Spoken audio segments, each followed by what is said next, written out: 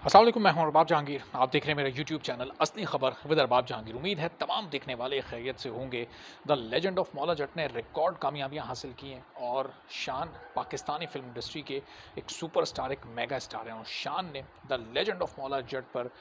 बड़ी तनकीद की है और बहुत सारी कमियां उन्हें नज़र आई हैं the legend of Maula Jatt में। और ख़ास तौर पर फवाद खान और हमजा अली अब्बासी की एक्टिंग से मुताल्लिक फ़िल्म में क्या क्या कमियां थीं, ज़रा एक एक करके शान ने क्या कहा है इससे मुतालिक एक पॉडकास्ट में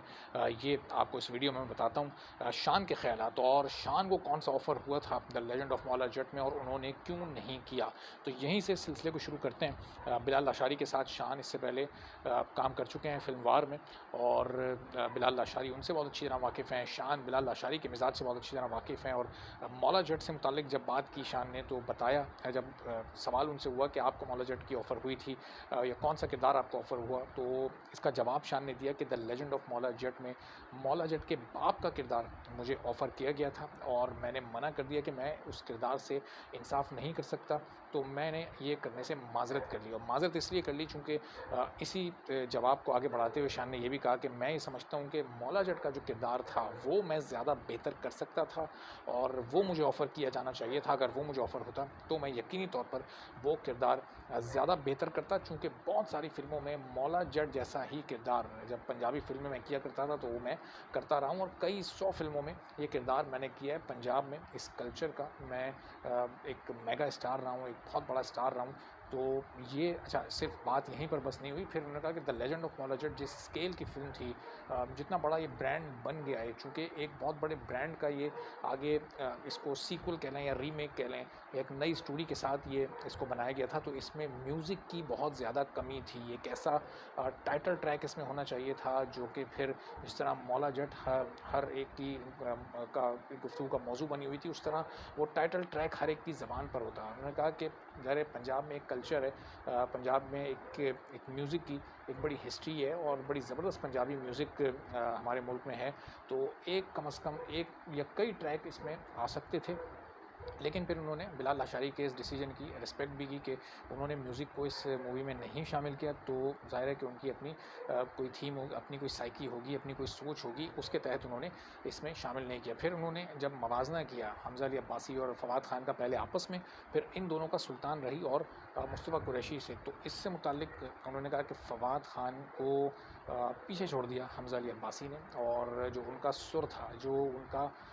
पेस था, जो उनका लहजा था, वो फवाद खान से बहुत ऊपर था। फवाद खान ने मौला जट के किरदार को बेहतर किया, लेकिन उनका सुर और उनका लहजा धीमा था, नीचा था, जो कि ऊंचा होना चाहिए था। और शो टेलर जो अपनी शो को आप समझें कि चुरा लिया और इसमें जो सबसे मेन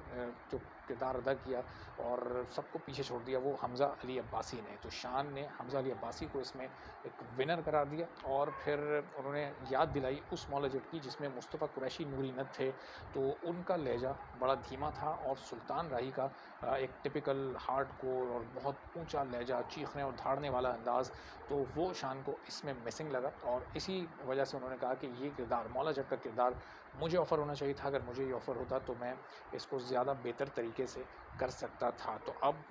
इस वक्त शायद इस मौके पर the legend of Maula Jatt ने जिस तरह की कामयाबियाँ हासिल की हैं, तो अब शान ये महसूस करते हैं और फिर ज़र्रार उनकी फ़िल्म उतनी कामयाबी हासिल नहीं कर सकी जिसकी एक्सपेक्टेशन थी, जबकि बहुत ज़बरदस्त फ़िल्म थी। तो शायद इस मौके पर उन्हें ये एहसास होता है कि मौला जट में शायद उनको होना चाहिए था, क्योंकि वो एक पंजाबी फ़िल्म थी और पंजाबी फ़िल्मों का सबसे ज़्यादा एक्सपीरियंस पाकिस्तान में इस वक्त जितने भी अदाकार हैं उन शान को है। तो और बिलाल लाशारी के साथ वो पहले काम कर भी चुके हैं, तो कहीं न कहीं बड़ी मायूसी एक उनके लहजे में उस इंटरव्यू में नज़र आई कि